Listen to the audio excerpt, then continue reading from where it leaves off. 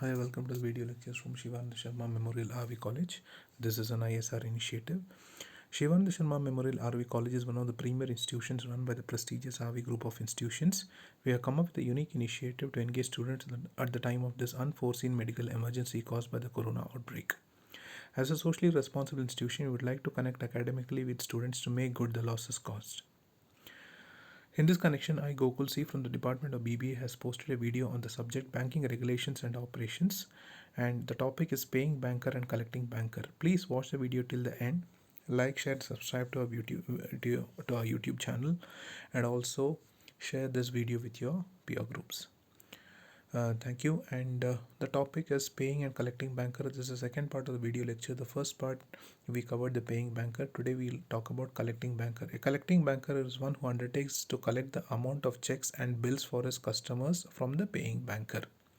Or in other words, any cross check has to be mandatorily collected through a bank which is known as a collecting banker. Let us take the same example what we took yesterday. If Mr. A draws a check on Mr. B, Mr. A has an account in Canara Bank. That means the Mr. A's account in Canara Bank gets debited. So Canara Bank has to make a payment and it goes to Mr. B, and Mr. B deposits that money in his account which is in SBI, and that becomes the SBI becomes a collecting banker. So it is the exact opposite of the paying banker. And here, what are the duties of a collecting banker? Duties of a collecting banker are just like the paying banker. The collecting banker should also ensure due care and diligence when handling checks. Okay, it should be in proper form, and all those basic things that we discussed yesterday. The same thing applies for the collecting banker as well. And if the check has been dishonored due to some reason, then it is a responsibility of the collecting banker to ensure that to inform the customer that the check has been dishonored. Then third is the collecting banker acts as a collection agent. In the banker customer relationship, we have spoken about the principal and agent relationship, so that role is played by the collecting banker here. Then remittance of proceeds to the customers. What is remittance of proceeds? When the check comes in and the money gets debited from the paying banker, it is a responsibility of the collecting banker to ensure that the customer's account is credited to that extent.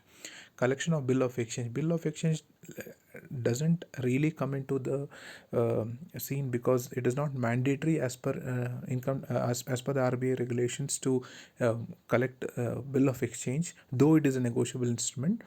But still, if the banker is doing it as a service, then of course between him and the customer they can have this collection of bills of exchange.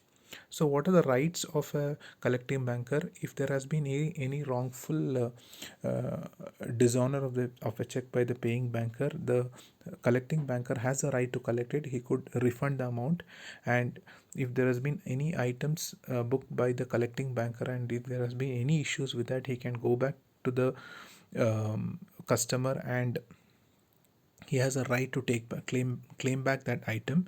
Then he has a right to charge back. If he is using the service of some other bank, then he has a right to charge back or refund that particular transaction. If there has been any sort of misappropriations which has happened, then there are some exceptions to chargeback also. Let us not get into that because that's too much of detailing then. And then the last is effect of failure to charge back. If there's been any failure to charge back, then the banker himself becomes liable for anything. That means if the banker does not refund or recharge in any of the wrongful mistakes by the paying banker, then it is assumed that the collecting banker did not act in due diligence. Holder for value. What is holder for value? Okay, let us try to understand this concept in general. Holder for value is before the check gets cleared, the collecting banker clears it. In the sense, the moment he receives a check, he is crediting the customer's account. Let us take those examples. So Sir John Piggott, who has defined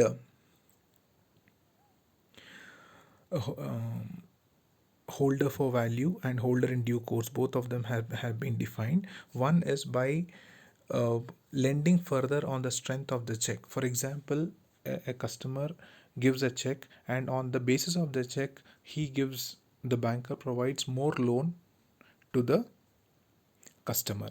Second is by paying the amount that is full or partial to the customer before the check is cleared. Before the actual check is cleared, the bank is taking a risk and paying the amount fully or partially to the customer. So in this case, what is happening, the customer doesn't have any sort of liability. The customer has already got his money. Now it is the responsibility of the collecting banker to ensure that they get the money from the paying banker. If you could understand the concept a bit, I just mentioned in the previous slide that here the collecting banker has to ideally play only the role of a agent of the customer. That's all. If the customer's check is cleared by the paying banker, it is a responsibility of the collecting banker to ensure that the account of the customer is credited. That is all. But in this case, what is he doing? He's going a step ahead. Without the customer's check being cleared, he himself is creating the customer's account and waiting for the check to clear. Okay, so that is when he becomes holder for value. Now the third thing is, by accepting that the customer may draw before the check is cleared. Now if that is a case, if the customer says, can I take some amount from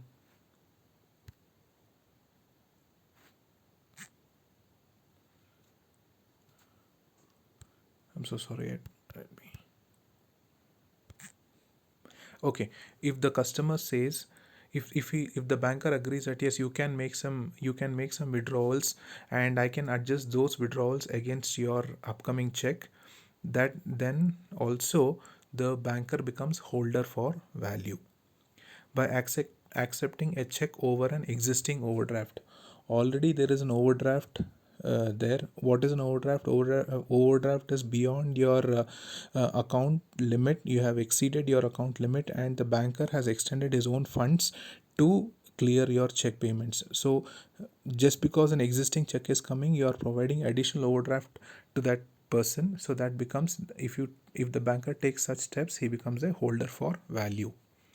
By giving cash to the customer when the check was deposited for collection, the customer only came and deposited that check. So immediately you are giving cash to that customer, assuming that these checks are going to be cleared. Now, holder for value is not the banker. It is not a crime to be a holder in value for a banker. He can do it as far as he's giving to enhance his services to the customer. But having said that, there's a big element of risk to it. So the banker has to have good faith and due diligence towards the customer before he becomes a holder for value. Now, what is holder in due course? Now, a holder in due course is one who's holding the check or a promissory note received for value in good faith and with no suspicion that it might be no good claimed by another overdue or previously dishonored. Now, this is how it is defined. Now, if we could break this definition, let us say, I've just given this example here. Let us take two examples. I'll tell you when a person becomes holder in due course and when a person does not become a holder in due course. Now, A had to pay some amount to B. Okay, instead of paying the amount, he gives a promissory note, and there was some contract between them, and based on that they had signed the promissory note. B does not fulfill that particular contract. He breaks the contract. So ideally A is not supposed to pay, but in the interim B transfers that promissory note to somebody else. That is, let us call that person as C. Now, clearly, does C become the holder in due course? The answer is no. Why? Because in this case, C has to find out why the conversion happened. Has this person obligated to him? Was there any contract between these two people? Why is the promissory note being transferred to C, and all those things? Now, it is the onus on C to prove that he is only a holder in due course, and it is for him to prove that he has no liability towards A. Now, having said that, now let us take the second example. A gives a promissory note to B. B negotiates, that is, transfers it to C. Now, C becomes the holder in due course. That means to say A is supposed to pay C now instead of B. In this case, C is holding it in good faith. That means to say C is not bothered what happened between A and B. In this case, it's a clear case where A has transferred to B, B has transferred to C, and C becomes the holder in due course. Now,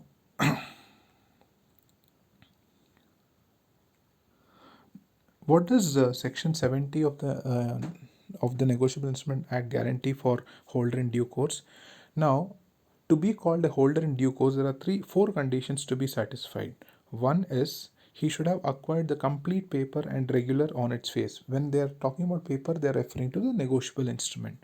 Second, it should be for a particular value. It cannot be for a blank value or a blank contract.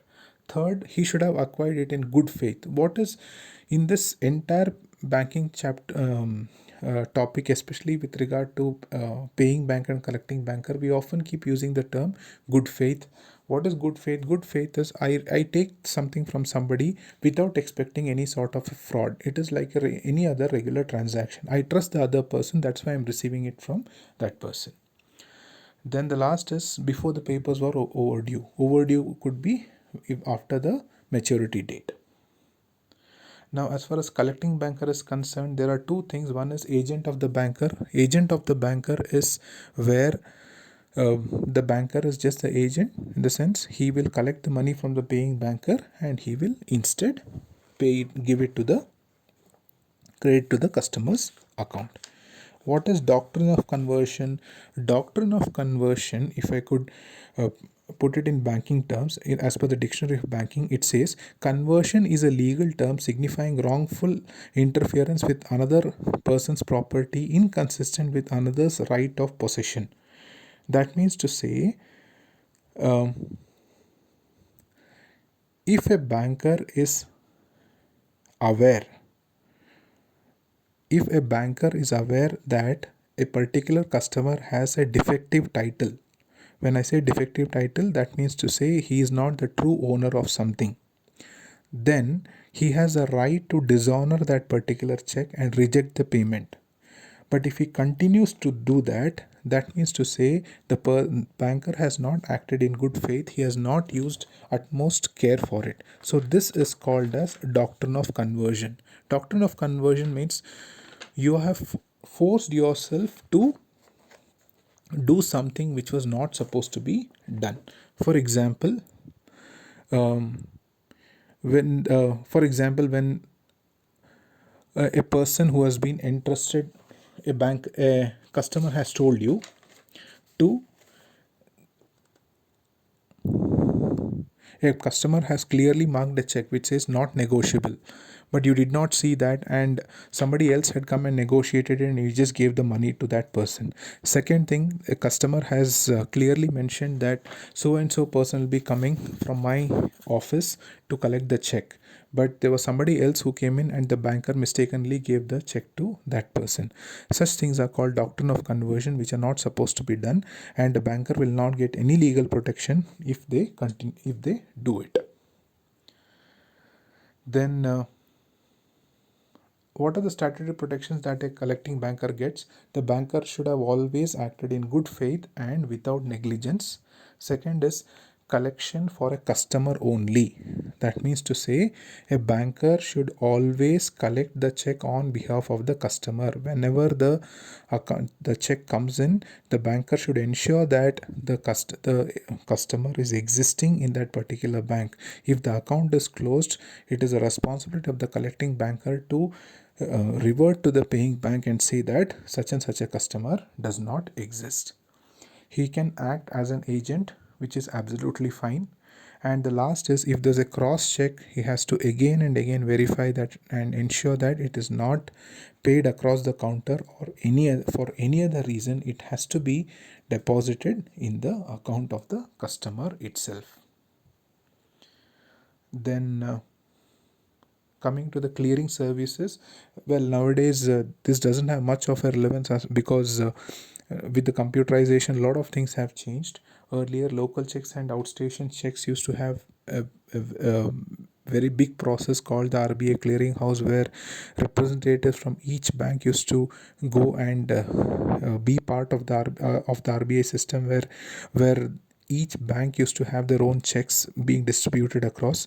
But nowadays, of course, we don't use those ways of clearing the checks. Now it is online that people do. They just uh, converse with people in the other bank through their MICR codes and all those things, and they try to clear the checks. So in short, understand that local checks are normally they get cleared within 1 day, and outstation checks might take 2 or 3 working days to clear. Now, procedure for handling dishonored checks. So base bank is the bank in which already has a branch in that particular place. For example, if a particular let us take a small town where a bank has its branch. So if it has a base branch, then it has to immediately inform that branch, that the paying banker, that such and such a issue has happened. There has been a dishonor of check for whatever reason. Now the collecting banker has to inform the paying banker. Now the second thing is non-base branches, where if there is no common branch between two cities, then they have to take the support of an interim bank. So through the interim bank, they'll have to inform the base branch that there has been a dishonor of a check. Now, what are the precautions to be taken by the collecting banker? Again, crossing of the check is very important. Again and again, what are the different types of crossing? Special crossing, general crossing. We have discussed that earlier in negotiable instruments. That also a collecting banker needs to see that. Second is know your customer. We should be very careful whether we really identify those customers, to have these customers given their documents. Many a times what happens, branches which are years old, hundreds of years old, they may not have collected the account details, the backup documents of their customers. But nowadays with KYC, know your customer, they need to be collected. There's no other way. They need to update their photographs and other basic details of the customer. So the collecting banker has to ensure that they keep their customer details updated. Then everything has to be accepted without negligence and with good faith. Now, what are the concluding remarks for this? One is, as I told, one of the repeated words that come up here is the banker has to act in good faith and without negligence, and they should accept the check only on behalf of the customers. They cannot accept a check on behalf of some other bank or some other person whom they do not know. Third is crossing has to be done correctly. Okay, I hope I have been able to make the collecting banker concept clear. So yesterday we spoke of the paying banker, today we are talking of the collecting banker. So thank you so much